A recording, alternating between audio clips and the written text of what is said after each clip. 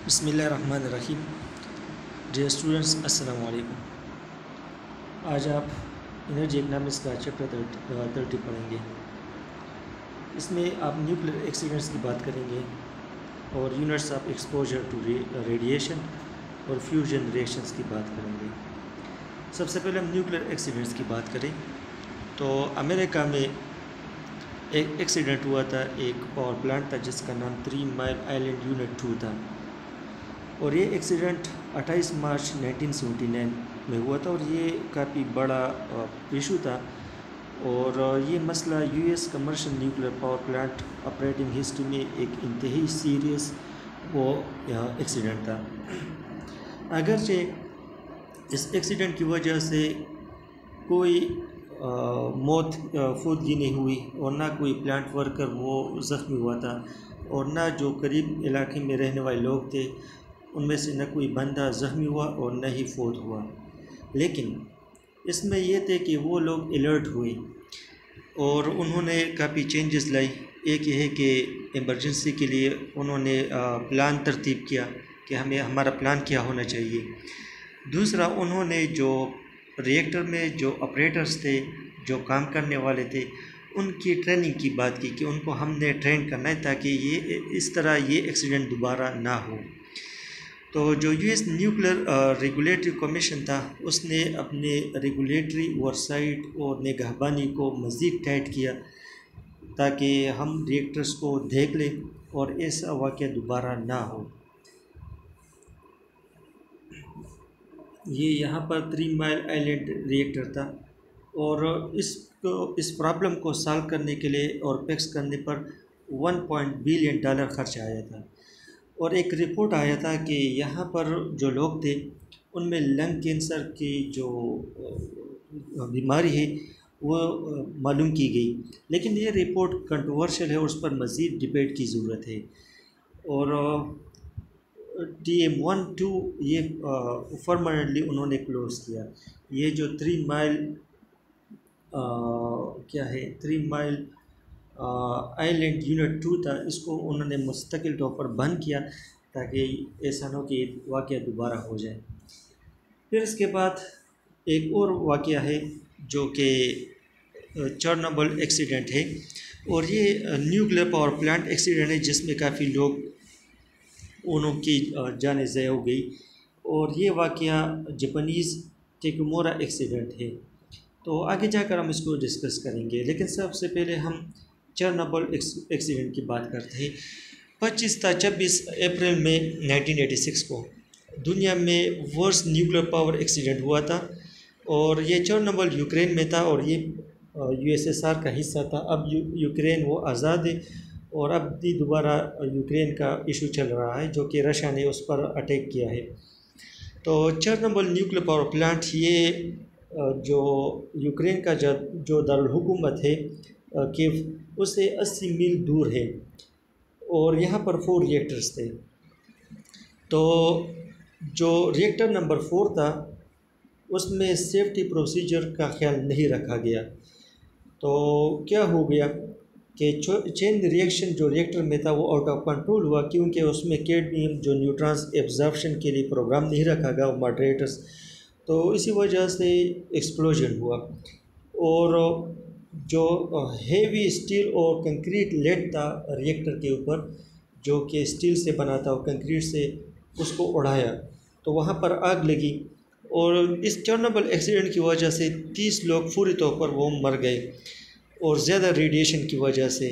तो तकरीबन जो आसपास जो 20 मील का जो अहाता था वहाँ से 1,35,000 लोगों को मुंतकिल किया गया ताकि वो महफूज हो क्योंकि ये रेडिएशन काफ़ी ख़तरनाक है।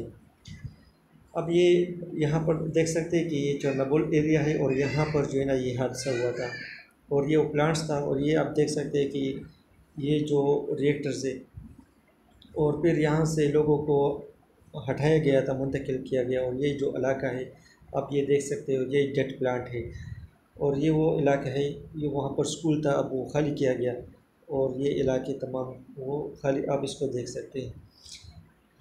इसके बाद एक दूसरा वाक़या हुआ फ्यूकुशिमा पावर प्लांट में।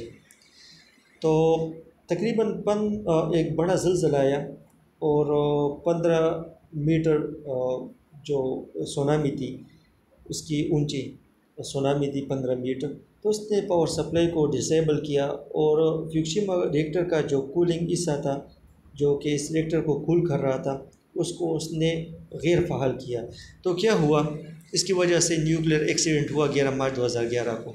अब क्या हो गया कि न्यूक्लियर रिएक्टर में काफ़ी ज़्यादा गर्मी पैदा होती है, तो उसको ठंडा रखने के लिए वहाँ पर कूलिंग की जाती है। अब कूलिंग वाला एरिया वो तो डिसेबल हो गया, तो इसकी वजह से जो कोर था वो पिघल गया, जैसा कि हमारे यहाँ बर्फ़ पिघलती है या आइसक्रीम पिघलता है गर्मी की वजह से, उस तरह वो तमाम जो कोर था न्यूक्लियर कोर वो पिघल गया 3 डेज़ में। अब इसकी वजह से काफ़ी नुकसान हुआ। अब हम unit of exposure to radiation, एक इंसान कितना रेडिएशन वो बर्दाश्त कर सकता है और वो सेहतमंद रह सकता है। अगर उससे ज़्यादा हो तो उसको बीमारी लग सकती है और उसे मर भी सकता है।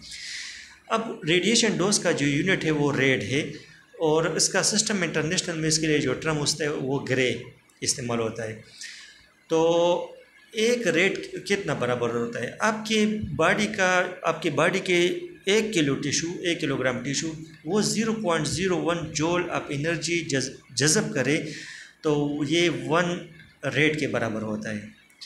अब इस यूनिट को बायोलॉजिकल डोज में कन्वर्ट करने के लिए हमें आयनाइजिंग रेडिएशन की करैक्टरिस्टिक को देखना होता है। बायोलॉजिकल डोज के लिए हम लफ्ज़ इस्तेमाल करते हैं रेम। अब ये बात नोट करें कि मुख्तलिफ़ किस्म के रेडिएशन है, अल्फ़ा रेडिएशन है, बीटा रेडिएशन है, एक्स रेज़ है, इसके अलावा कॉस्मिक रेज़ है, काफ़ी ज़्यादा रेज़ है। तो उनकी मुख्तलिफ़ करैक्टरिस्टिक होती है। बस ज़्यादा आयनाइजिंग रेडिएशन होते हैं, बस स्लो होते हैं, तो उनकी वजह से कैंसर काज हो सकता है। तो यूनिट ऑफ रेम जिसके लिए सिस्टम इंटरनेशनल में सीवरेट डी यूज़ होता है, तो इसको मालूम करने का तरीका ये है कि जो रेट्स है उसको अपने क्वालिटी फैक्टर के साथ मल्टीप्लाई करना होता है और हर रेडिएशन का मुख्तलिफ क्वालिटी फैक्टर होता है। मिसाल के तौर पर गामास, बीटास और एक्सरेस का जो क्वालिटी फैक्टर है वो 1 है, लेकिन न्यूट्रॉन्स के लिए क्वालिटी फैक्टर बहुत ज़्यादा है, 2 से 11, और अल्फ़ा के लिए 20 है, क्योंकि अल्फ़ा ज़्यादा एनर्जेटिक है तो वो हमारी बॉडी को ज़्यादा नुकसान पहुंचा सकता है।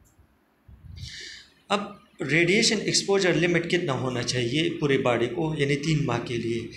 तो पूरे बॉडी के लिए यहाँ पर आपके रेगुलेटरी लिमिट एक तो मैक्सिमम परमिसिबल जो डोज है, और दूसरा radiation environmental health and safety new Jersey के ने पेश किया। ये 2 सेट ऑफ यूनिट्स है। तो रेगुलेटरी लिमिट एमपीडी के मुताबिक आपकी बॉडी के लिए 3 माह के अंदर 1250 मिलीरेम ये नॉर्मल है, इससे ज़्यादा आपके लिए नुकसान होगा। जबकि radiation environmental health and safety के मुताबिक आपकी बॉडी के लिए 125 मिलीरेम पर क्वार्टर होना चाहिए, इससे ज़्यादा नहीं होना चाहिए। आपके एक्सट्रीमिटीज़ जिसमें आपके हाथ है और फीट शामिल है, तो इसके लिए एमपीडी के मुताबिक 18,750 मिलीरेम पर क्वार्टर होना चाहिए और आरईएचएस के मुताबिक 1,875 से ज़्यादा नहीं होना चाहिए। आपके स्किन और दीगर आर्गन के लिए 7,500 मिलीरेम होना चाहिए, जबकि आरईएचएस के मुताबिक 750 मिलीरेम से ज़्यादा नहीं होना चाहिए। जो बच्चा माँ की पेट के अंदर हो तो जेस्टेशनल पीरियड में हो और तो उसके लिए 500 मिलीरेम होना चाहिए एमपीडी के मुताबिक, लेकिन आरईएचएस के मुताबिक वो 50 mrem पर मंथ होना चाहिए। तो ये उन्होंने आपको दिया है, इससे ज़्यादा अगर होगा तो ये हमारी बॉडी के लिए नुकसानदेह है। तो यहाँ पर हम देखेंगे कि काफ़ी लोग मर गए, और क्यों मर गए इन 2 प्लांट्स की रेडिएशन की वजह से, क्योंकि यहाँ पर हमारे होल बॉडी के लिए जैसा कि हमने पढ़ा कि 1250 मिलीरेम पर क्वार्टर होना चाहिए। इससे ज़्यादा हो तो it may be dangerous, in severe cases it may be fatal. यहाँ पर हम देख सकते हैं कि हमारा बॉडी कितना रेडिएशन वो एब्ज़ॉर्ब कर रहा है पूरे साल में, और कहाँ कहाँ से हम एब्ज़ॉर्ब कर सकते हैं। तो अमेरिका में जो लोग बसते हैं वो 360 मिलीरेम पर ईयर वो एब्ज़ॉर्ब कर रहे हैं। पाकिस्तान में खुसूसन पंजाब में 280 मिलीरेम। अब कहाँ कहाँ से हम ये हासिल कर रहे हैं? तो अब देखेंगे कि एक्स रेज से हम 11%, क्योंकि हम मुख्तलिफ़ बीमारियों के लिए इलाज करते हैं, उसकी तशख़ीस के लिए एक्स रे करवाते हैं। इंटरनल 11%, मतलब कोई चीज़ आपने खाई या कोई ड्रिंक आपने पिया तो इसमें रेडियो एक्टिव सब्सटेंस हो, तो वहाँ से आपको 11% रेडिएशन मिल सकते हैं। टेरेस्ट्रियल आपके आसपास जो मटेरियल है वहाँ से आपको 8%। कॉस्मिक रेज जो कि सन से और स्पेस से हमें मिल रहा है वो 8% है। न्यूक्लियर मेडिसिन जो कि आप अद्वियात इस्तेमाल कर रहे हैं, एक्सरे कर रहे हैं आप, इसी तरह सीटी स्कैन कर रहे हैं, इसी तरह आप दीगर तशख़ीस के लिए अद्वियात इस्तेमाल करते हैं, तो वहाँ पर रेडियो एक्टिव एक्टिविटी की वजह से आपको 4% मिल सकते हैं। इस तरह कंज्यूमर प्रोडक्ट्स, मुख्तलिफ प्रोडक्ट्स है, उसमें रेडियो एक्टिव केमिकल हो सकते हैं, तो वहाँ से 3%। और रेडान ये एक गैस है जो कि नोबल गैस है और ये माहौल में मौजूद है, ग्राउंड में भी और एयर में भी, वहाँ से हम 54% वो हासिल कर रहे हैं ज़्यादा। तो ऑन एवरेज पाकिस्तान में हम 280 मिलीरेम हासिल कर रहे हैं जो कि कम है, और अमेरिका में हम 360। अब हम ये कौन कौन से एक्टिविटी से हासिल कर सकते हैं? एक तो 3 millirem one coast to coast flight, यानी एक कंट्री के एक किनारे से दूसरे किनारे में जब आप जहाज़ में सफ़र करते हैं तो इससे आपको 3 मिलीरेम मिल सकता है। इस तरह चेस्ट रेडियोग्राफ, अगर आपका चेस्ट का कोई मसला हो तो इसका रेडियोग्राफी आप करना चाहते हैं, तो अगर इंटीरियर सामने साइड से या पोस्टीरियर व्यू करना चाहते हैं तो इसकी 15 से लेकर 25 मिलीरेम हो सकता है। अगर आप साइड से करना चाहते हैं तो ज़ाहिर बात है कि ज़्यादा टिश्यूज़ सामने आ जाते हैं एब्जॉर्प्शन, तो 50 से 65 मिलीरेम आप एब्जॉर्ब कर सकते हैं। इसी तरह जो स्क्रीनिंग मैमोग्राफी है, तो ये ख़वातीन का एक्सरे होता है, उसका पिक्चर दिया जाता है ब्रेस्ट का कि आया ब्रेस्ट में कोई प्रॉब्लम है या नहीं, तो उसको देखने के लिए तो वो उसमें 60 से 135 मिलीरेम एब्जॉर्प्शन हो सकती है। इस तरह कंप्यूटराइज टोमोग्राफी, तो कंप्यूटराइज टोमोग्राफी या बॉडी, इसमें 22 लेसेस हो सकते हैं क्योंकि आपकी पूरी बॉडी का पूरा पिक्चर दिया जाता है, सिटी स्कैन जिसको कहते हैं। तो ये 3000 से लेकर 6000 मिलीरेम आप एब्जॉर्ब कर सकते हैं। तो ये कॉमन एक्सपोजर है, मुख्तलिफ एक्टिविटीज़ है। तो अब हम देखेंगे कि चेरनोबिल में जो एक्सपोजर हुआ था और उसमें 30 लोग मर गए थे, तो ये क्यों हुआ था? तो हमने यहाँ पर पढ़ा कि जो नॉर्मल है पूरे बॉडी के लिए एक क्वार्टर में वो 1250 से ज़्यादा नहीं होना चाहिए। अब यहाँ पर देखते हैं कि जो 134 प्लांट वर्कर्स थे और फाइटर्स थे जो कि फायर बुझाने के लिए काम कर रहे थे वहाँ पर, तो उन्होंने 80,000 से लेकर 16 लाख मिलीरेम तक उन्होंने एब्जॉर्व किया, तो उनको एक्यूट रेडिएशन सिकनेस बीमारी हो गई। इसमें 28 तो फौरी तौर पर वो मर गए 3 मंथ्स में और रेडिएशन इंजरीज़ की वजह से, और 2 मज़ीद मर गए क्योंकि वो उनको फायर और रेडिएशन से इंजरीज़ हुई थी और वो भी इससे मर गए during the first day as a result of combined injuries from the fire and radiation. एक और रिएक्शन है फ्यूजन रिएक्शन। फिशन रिएक्शन में होता है कि यूरेनियम का या प्लूटोनियम का एक एटम वो डिवाइड होता है 2 या 2 से ज़्यादा यूनिट्स में, छोटे छोटे टुकड़ों में। फ्यूजन रिएक्शन में होता है कि जो स्मॉल एटम्स है ना वो कंबाइन होकर एक बड़ा यूनिट बनाते हैं, उस दौरान काफ़ी ज़्यादा हीट रिलीज़ होती है, एनर्जी रिलीज़ होती है। तो उस एनर्जी को इस्तेमाल करके हम मुख्तलिफ़ मकासद के लिए उसको इस्तेमाल कर सकते हैं बिजली बनाने के लिए, तो इस पर वो काम जारी है। सूरज में भी वो जो फ्यूजन रिएक्शन होता है उसकी वजह से सूरज की रोशनी बनती है और इससे हम हीट भी हासिल कर रहे हैं, लाइट भी हासिल कर रहे हैं। तो यहाँ पर हम देख सकते हैं कि फ्यूजन रिएक्शन क्या हो सकते हैं। मिसाल के तौर पर हम ड्यूट्रियम को ले लें, तो वो हीलियम के साथ रिएक्शन करके मुख्तलिफ़ किस्म की एनर्जी पैदा कर सकता है। इसी तरह ड्यूट्रियम और ट्रिटियम आपस में मिलकर जो है ना वो न्यूट्रॉन भी खारिज करते हैं और काफ़ी ज़्यादा एनर्जी रिलीज़ करते हैं। तो यहाँ पर हम देख सकते हैं कि इंटरनेशनल थर्मोन्यूक्लियर एक्सपेरिमेंटल रिएक्टर है जो कि फ्रांस में है, और ये एक तजुर्बाती रिएक्टर है और उसमें दुनिया के मुख्तलिफ ममालिक से ताल्लुक़ रखने वाले साइंसदान काम कर रहे हैं और वो छोटे एटम्स को आपस में मिला रहे और इस मकसद के लिए कि फ्यूजन रिएक्शन हो जाए और इससे हम मुस्तक़बिल में एनर्जी बना रहे। तो ये अभी तजुर्बा हो रहा है। तो फ्यूजन रिएक्शन से भी हम बिजली बनाने में कामयाब हो जाएंगे अगर ये तजुर्बात कामयाब हो गए।